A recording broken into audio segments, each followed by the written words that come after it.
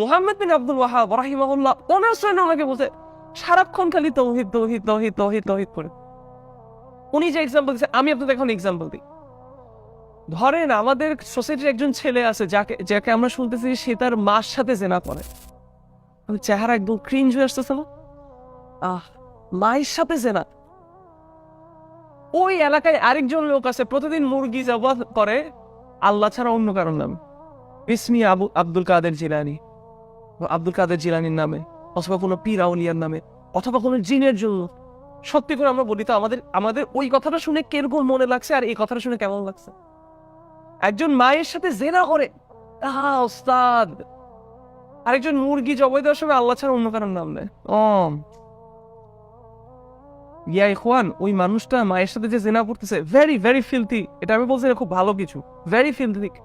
still ও যদি মুওয়াহিদ হয়, ও যদি তাওহীদ থাকে,